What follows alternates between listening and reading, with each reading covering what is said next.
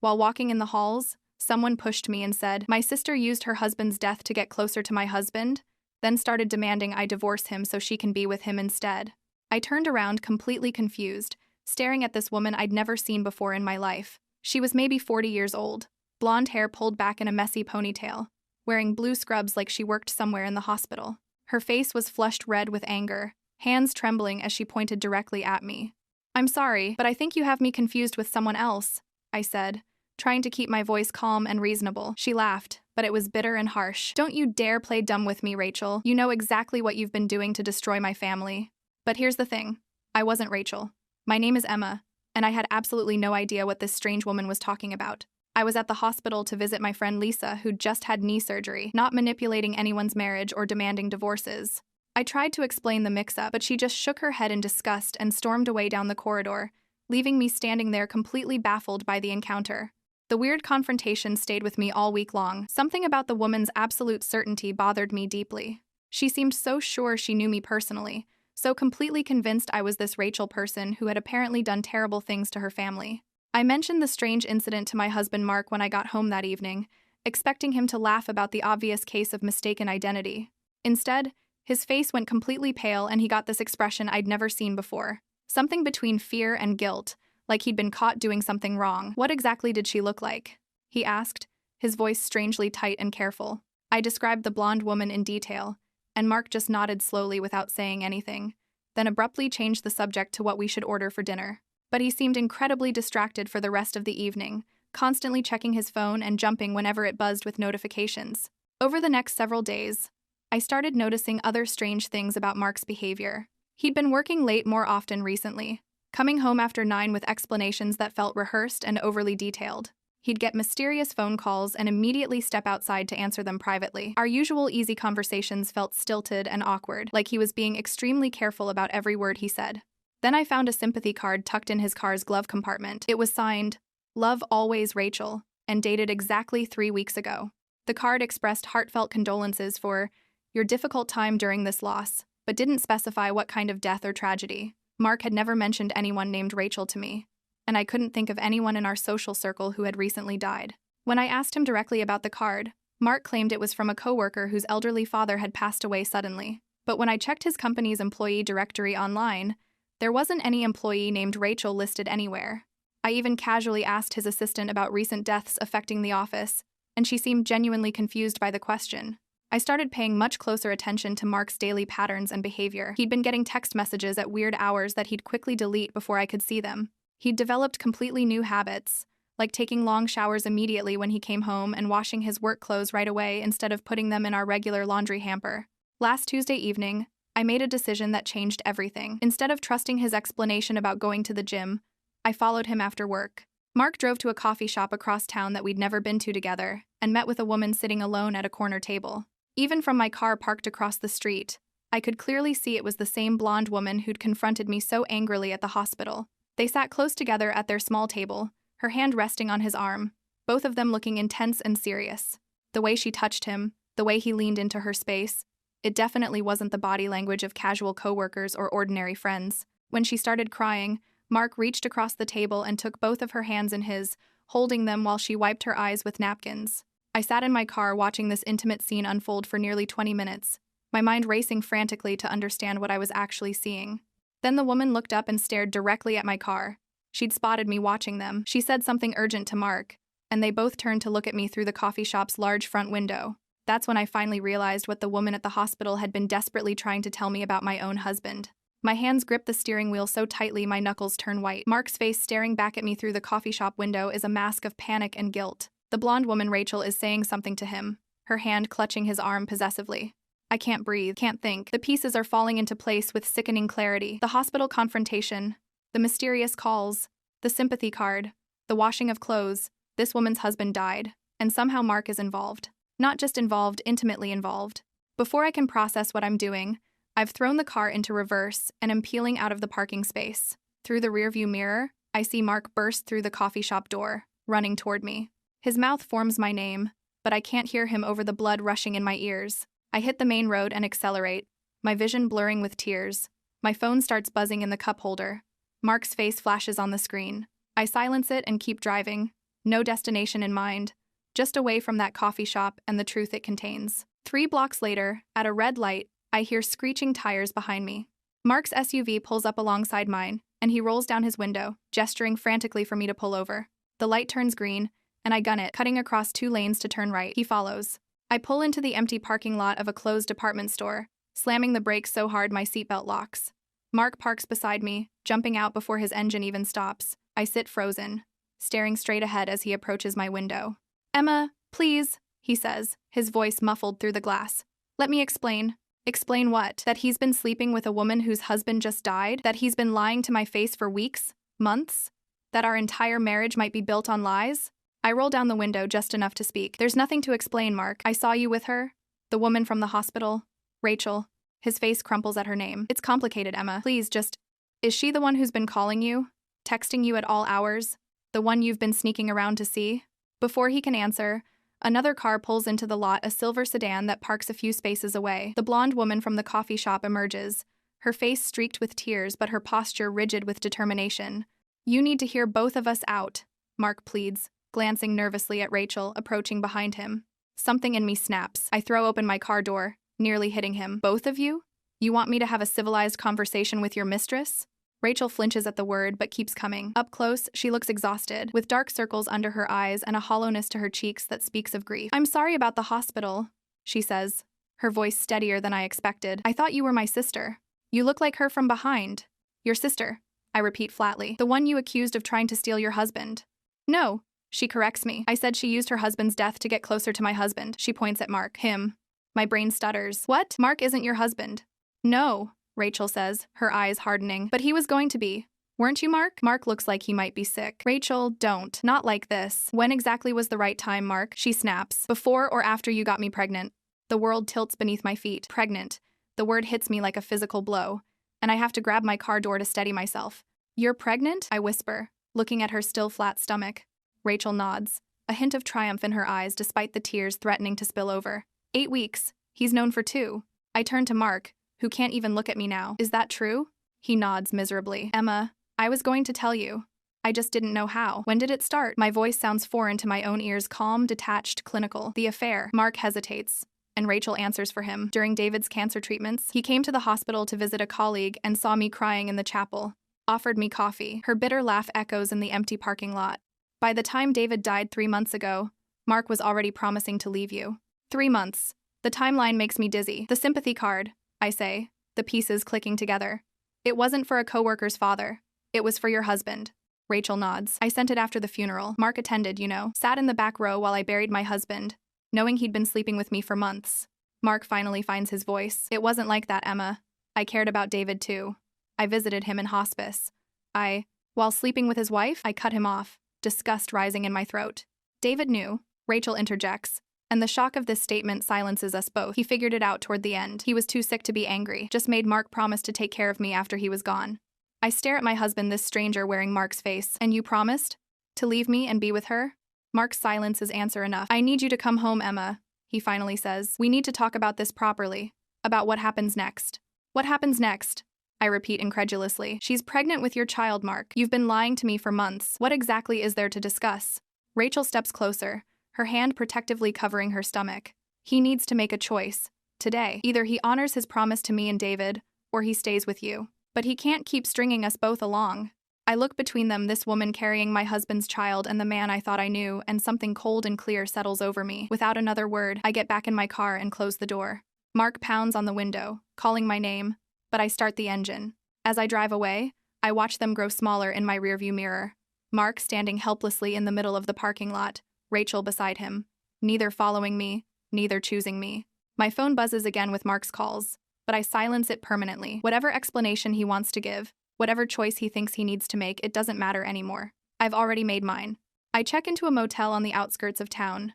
The kind of place that doesn't ask questions when you pay in cash with puffy eyes and smeared mascara. The room smells like industrial cleaner and old cigarettes, but it's clean enough. I drop my hastily packed bag on the bed and collapse beside it, my phone buzzing for the 27th time since I drove away from that parking lot. Mark. Again. I silence it without looking at the messages. What could he possibly say? "Sorry I got my mistress pregnant while her husband was dying of cancer? Oops.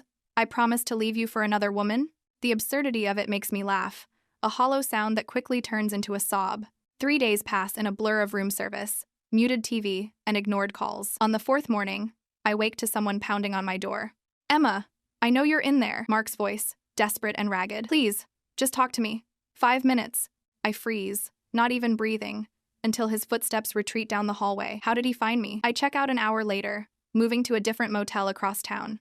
That afternoon, I finally turn my phone back on long enough to call my office and request emergency personal leave. Then I call Lisa, who's still recovering from her knee surgery. "Jesus Christ, Emma," she gasps after I tell her everything. "That absolute bastard. I need to figure out what to do next," I say, my voice steadier than I feel. "But first, I need to understand what I'm dealing with." "What do you mean?" "Rachel, her husband. The whole story doesn't add up." Lisa is quiet for a moment. "What are you thinking?" "I'm thinking I need to do some digging. I start with social media. Rachel's accounts are private, but her husband's David Keller, according to the obituary I find online, are still active. Memorial posts from friends fill his timeline. Reading through them feels invasive, but I need answers. David Keller, 42, died 3 months ago after what the obituary calls a brief illness. The comments mention cancer, but something about the wording feels deliberately vague. I create a fake profile and friend several of David's connections. By evening, I have access to dozens of photos, including several of Rachel and David together at various events. They look happy, normal, until about 8 months ago, when David starts looking increasingly gaunt in photos. That's when I find it a private Instagram account under the username RK_Newlife. The profile picture is cropped, but I recognize Rachel's blonde hair. The account is locked, but the bio reads, "Starting fresh after loss, new love, new beginnings." I request to follow using my fake profile and wait. The next morning, I wake to a notification. She's accepted my request. What I find makes me physically ill. The account only goes back 5 months, but it's filled with cryptic posts about waiting for freedom and counting down the days. There are photos of coffee cups, the same coffee shop where Mark met her, dating back to when David was still alive. And worse, veiled references to M and how they'll be together soon. One post from 4 months ago reads, "D knows something. M says not to worry, but I'm scared." The next post, 3 days later, "Crisis averted. D too weak to cause problems now." My hands shake as I scroll through this digital confession. There's a photo from 3 months ago, the day after David died, according to the timestamp of a champagne glass with the caption, "Finally, free." I'm so absorbed in my discovery that I almost miss the knock at my motel room door. It's gentler this time, not Mark's desperate pounding. "Housekeeping," a woman's voice calls. "I don't need service today," I call back, not moving from the bed. Silence. Then, "I know you're in there, Emma." Rachel's voice sends ice through my veins. I freeze, staring at the door. "I just want to talk," she continues, her tone eerily calm. "About Mark. About our situation." I don't respond, barely breathing. "I saw your car in the parking lot," she explains. "Mark's been looking everywhere for you. He's worried." "How did she find me?" "I paid cash specifically to avoid being tracked." "I'm not leaving until we talk," Rachel says. "I'm pregnant, Emma, with your husband's baby. We need to sort this out like adults." Like adults? As if any of this is normal or reasonable. I remain silent until I hear her sigh and walk away. Through the peephole, I watch her get into her silver sedan. She doesn't drive away immediately, just sits there, staring at my door. I call Lisa again. "She found me. Rachel's here." "What? How?" "I don't know. But I can't stay here." "Come to my place," Lisa offers immediately. "No. She might follow me. I need to confront Mark first." I wait until Rachel finally leaves, then check out of the motel and drive straight to our house, my house. Mark's car isn't in the driveway, which is a small mercy. I use my key to enter, half expecting to find Rachel inside somehow, but the house is empty. I grab more clothes, my laptop, and important documents. As I'm about to leave, my phone rings a number I don't recognize. "Hello?" I answer cautiously. "Is this Emma?" A man's voice, unfamiliar. "Who's asking?" "My name is James Keller. I'm David Keller's brother." My heart stops. "I think we need to talk about my brother's death and about Rachel." "How did you get my number?" "Your husband gave it to me," he says. "When he came to David's funeral, I've been trying to reach him for weeks, but he's ghosted me. Then I saw you two on Rachel's Instagram yesterday, a photo she took of you in the parking lot. I recognized you from the funeral." "What about David's death?" I ask, my mouth dry. "The official cause was cancer complications," James says carefully, "but I've always had questions. The timing was convenient for Rachel. And for your husband." "What are you saying?" "I'm saying my brother started getting sicker much faster after Rachel began spending time with Mark. And I'm saying the police might be interested in taking another look at exactly what happened during those final days." Before I can respond, I hear a key in the front door. Mark walks in, stopping dead when he sees me standing in our living room. "Emma," he breathes, relief washing over his face. Thank God. I have to go, I tell James quickly. I'll call you back. I hang up as Mark approaches me, hands outstretched. Emma, please, let me explain everything. Like how Rachel's husband knew about your affair, I ask coldly, or how suspiciously he died right after finding out. Mark's face drains of color. Who have you been talking to? James Keller, David's brother. Emma, you don't understand? Then make me understand, Mark. I snap. Explain why Rachel's been stalking me. Explain why David's brother thinks there's something suspicious about his death. Explain why you've been lying to me for months. Mark sinks onto the couch, head in his hands. Rachel's unstable. David knew that. He knew about us, yes. But he was dying anyway. He didn't care anymore. And the convenient timing of his death? Mark looks up sharply. What exactly are you accusing me of, Emma? Before I can answer, my phone buzzes with a text. It's from my office. Someone left this for you at reception. Should we be concerned? Attached is a photo of a note in unfamiliar handwriting. Stop digging or you'll regret it. He's mine now. I show Mark the text, and genuine fear flashes across his face. Rachel, he whispers. Emma, you need to be careful. She's not who you think she is. And who exactly is she, Mark? I demand, because from where I'm standing, she's the woman carrying your child, while her husband's body is barely cold. She's dangerous, he says simply, and I think I've made a terrible mistake. I call James Keller back the moment Mark leaves for work the next morning. He answers on the second ring, as if he's been waiting by his phone. I need to meet you in person, I tell him without preamble. Somewhere public. We agree on a coffee shop downtown, not the one where Mark meets Rachel and I arrive 20 minutes early to secure a corner table with a view of both entrances. James is punctual, a tall man with the same dark hair and angular features I'd glimpsed in David's photos, though his face is fuller, healthier. Thank you for coming, he says, sliding into the seat across from me. His eyes are red-rimmed with exhaustion, or grief, maybe both. I wasn't sure you would. I need answers, I say simply. About Rachel. About what happened to your brother. James wraps his hands around his coffee mug. Rachel and David were married for 12 years. For the first decade, everything seemed fine. Then David was diagnosed with lymphoma. He pauses, swallowing hard. That's when things started changing. How so? Rachel became different. Started talking about when David was gone while he was sitting right there in chemo, making plans, redecorating their house. And then your husband started showing up at the hospital. My stomach twists. Mark told me he met her in the chapel.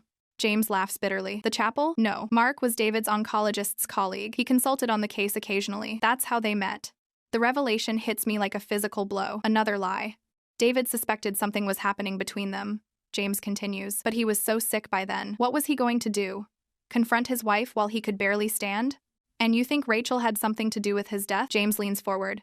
David was responding to treatment. His numbers were improving. Then suddenly, he deteriorated rapidly. The doctors couldn't explain it. He pulls out his phone, showing me a photo. This is from 2 weeks before he died. Does this look like a man at death's door? The photo shows David sitting in a garden, thin but smiling, a book open on his lap.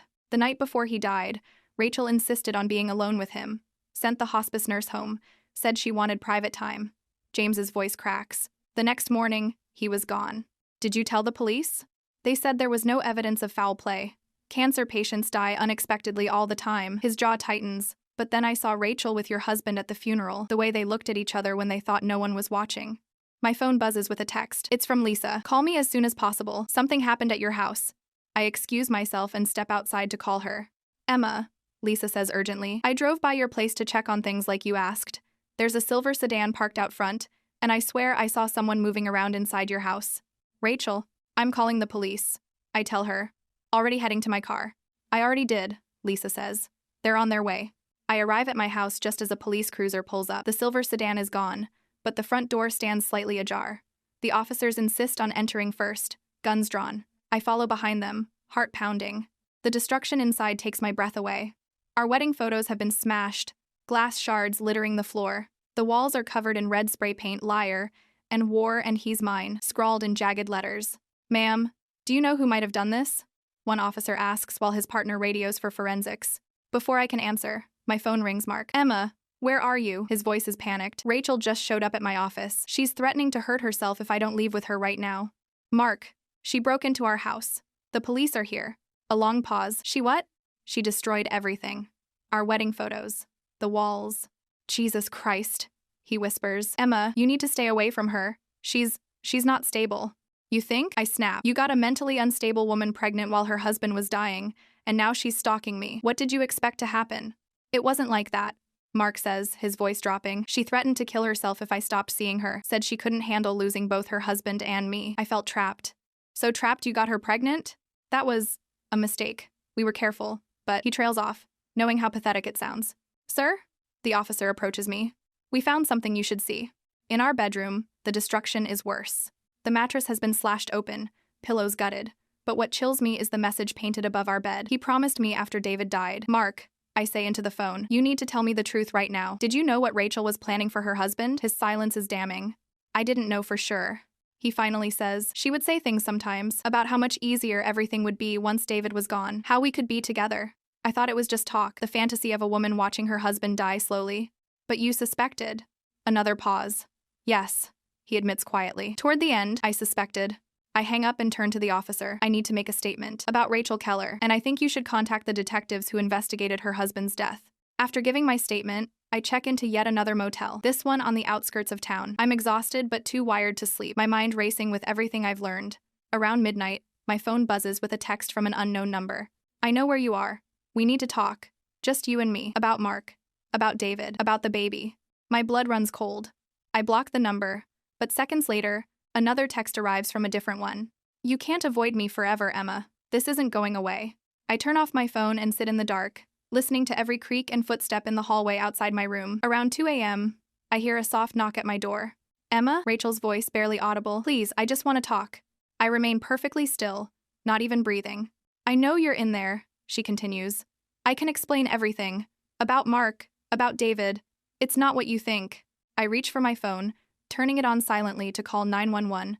But before I can dial, Rachel speaks again. Mark doesn't know the whole truth. About David, about me, her voice breaks. About the baby. Against every instinct, I move to the door, placing my hand on it but not opening it. What truth? Can I come in? Please? I don't feel safe out here. No, I say firmly. Say what you need to say through the door. She's quiet for so long, I think she might have left. Then, Mark promised me we'd be together after David died. He said he'd leave you, but then he changed his mind. So you decided to stalk me? Destroy my house? I needed you to understand what he's capable of. Her voice hardens. What we're both capable of. A chill runs down my spine. I press record on my phone, capturing her words. What exactly are you saying, Rachel? David didn't just die, she says, her voice eerily calm. We helped him along. It was Mark's idea initially. He knew which medications wouldn't be detected. Said it would look like cancer complications. My hand trembles as I hold the phone closer to the door. You're saying you and Mark murdered your husband? Murder is such an ugly word, Rachel says. David was suffering. We ended that suffering. And Mark promised once David was gone, he'd leave you and we'd be together. But he didn't. No, she says bitterly.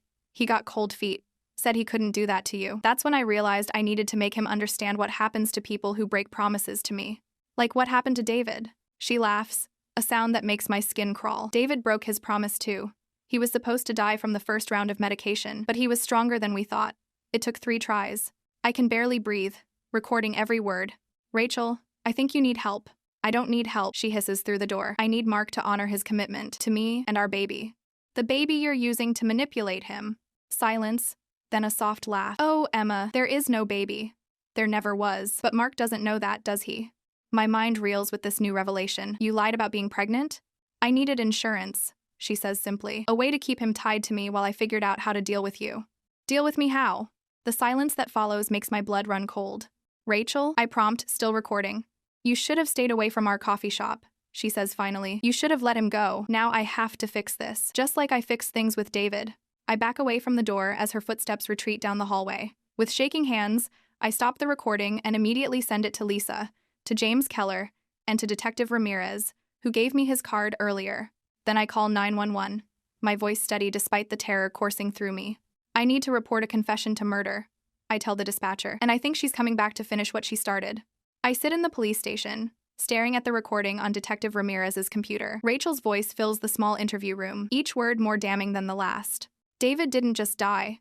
We helped him along. It was Mark's idea initially. Detective Ramirez pauses the playback and looks at me across the desk. This is incredibly compelling evidence, Mrs. Chen. We've already dispatched officers to bring in Rachel Keller for questioning. And Mark? I ask, my voice steadier than I feel. We'll need to speak with your husband as well, he says carefully. The recording suggests his involvement in Mr. Keller's death. I nod, numb to the reality that my husband might be an accessory to murder. The detective offers me coffee. which I accept just to have something to hold on to, something to ground me in this nightmare. We've contacted the medical examiner about exhuming David Keller's body, Ramirez continues. If there's evidence of poisoning, as Miss Keller suggested. He doesn't finish the sentence. He doesn't need to. My phone buzzes Mark again. I've been ignoring his calls since I fled the motel last night, but now I answer and put it on speaker. Emma, thank God. Where are you? Rachel's been calling me nonstop, saying crazy things. I'm at the police station, I interrupt. They're looking for Rachel, and they want to talk to you too. Silence stretches between us. What did she tell you? He finally asks, his voice hollow. Everything, Mark. About David, about how you helped her. Emma, you can't believe. She recorded it. I cut him off. I have her confession about poisoning her husband, about how it was your idea. Another long pause. I'm coming down there, he says finally. This is insane. Rachel is delusional. You know that. Do I ask, my voice cracking. I don't know anything anymore, Mark, except that you've been lying to me for months. Detective Ramirez signals that he wants to speak, so I tell Mark I have to go and hang up before he can respond. Mrs. Chen, we just got word. Officers have Rachel Keller in custody. 3 hours later, I sit behind a one-way mirror watching Rachel's interrogation. She looks smaller somehow, her blonde hair limp around her pale face. Gone is the confident woman who threatened me through a motel door. This Rachel looks frightened, cornered. I was upset, she's saying to Detective Ramirez. I made up that story to scare Emma, to get her to leave Mark alone. So you didn't poison your husband? Ramirez asks calmly. Rachel shakes her head vehemently. David died of lymphoma. Ask any doctor. And the baby? You told Mrs. Chen there is no baby. Rachel's hand moves protectively to her stomach. I'm 8 weeks pregnant. I have ultrasound pictures to prove it. I feel sick watching her performance. The door to the observation room opens, and James Keller steps in, nodding grimly at me. They're exhuming David tomorrow, he says quietly. Before I can respond, the door opens again, and Mark enters, stopping short when he sees me. He looks terrible, unshaven, eyes bloodshot, clothes rumpled. Emma, he says, moving toward me, but I step back. Don't. James positions himself between us. You shouldn't be here, Dr. Chen. Mark ignores him, his eyes fixed on me. Emma, please, you have to believe me. I had nothing to do with David's death. Then why did Rachel say it was your idea? Why did you lie about how you met her?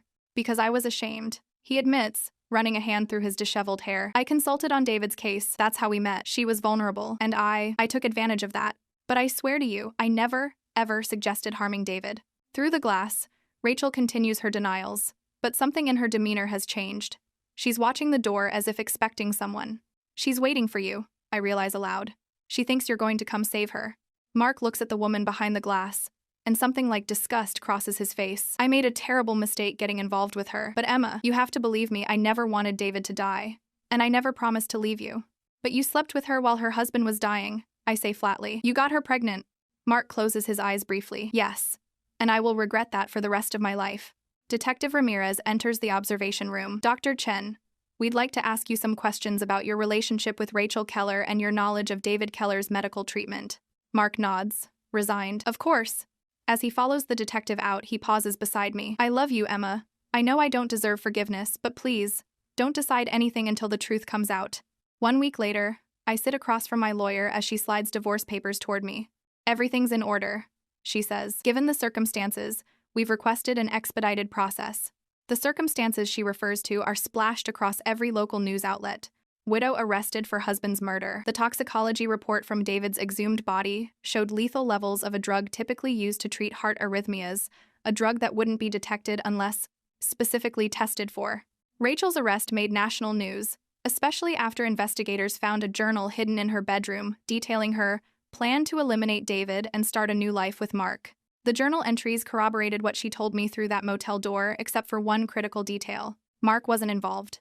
In fact, the journal revealed her frustration that Mark refused to discuss David's illness with her, citing ethical boundaries. She wrote about stealing prescription pads from his office, about researching which drugs would mimic natural death. The police cleared Mark of any involvement in David's murder. The affair was damning enough in the court of public opinion, but legally, he was innocent. It doesn't matter. Some betrayals can't be forgiven. I signed the divorce papers without hesitation, ignoring the tremor in my hand. He's been calling, my lawyer says carefully, asking if you'll meet with him. No, I say firmly. We have nothing to discuss. As I leave her office, my phone buzzes with a text from Lisa. How did it go? It's done, I reply, just waiting for his signature. Mark has been staying with a colleague since Rachel's arrest. Our house, my house now, is still being repaired after Rachel's destruction. The The walls have been repainted, the glass cleaned up, but I can't bring myself to hang new photos. The empty hooks are a reminder of everything that's been lost. 6 months later, I stand in the courtroom as Rachel Keller is sentenced to life in prison for first-degree murder. The evidence against her was overwhelming: the journal, the toxicology report, and finally, a confession when she realized Mark wasn't coming to her rescue. James Keller nods at me as I slip out before the media frenzy begins. Outside, the autumn air is crisp, carrying the scent of fallen leaves. I pull my coat tighter and head toward my car. Emma, I freeze at the sound of Mark's voice. He stands a few feet away, looking better than the last time I saw him, but still carrying the weight of everything that's happened. I just wanted to say thank you, he says quietly, for your testimony, for helping bring justice for David. I nod stiffly. I didn't do it for you. I know, he hesitates. I signed the papers. They should be with your lawyer now. Relief and sadness wash over me in equal measure. Good. Emma, don't. I cut him off. Please don't say you're sorry again. I can't hear it anymore. He nods, understanding. Are you okay? The question catches me off guard with its simplicity. Am I okay after everything that's happened? I'm getting there, I answer honestly. I start my new job next week. New city, new beginning. I'm glad, he says, and I believe him. You deserve happiness, Emma. We stand in silence for a moment, the space between us filled with all the things we once were to each other. Then I turn and walk to my car without looking back. As I drive away from the courthouse, from Mark, from the ruins of my old life, I feel something unfamiliar stirring in my chest. Not forgiveness, I'm not there yet. Not happiness that's still a distant shore. But possibility, the sense that whatever comes next is entirely up to me. My name is Emma, and I'm starting over.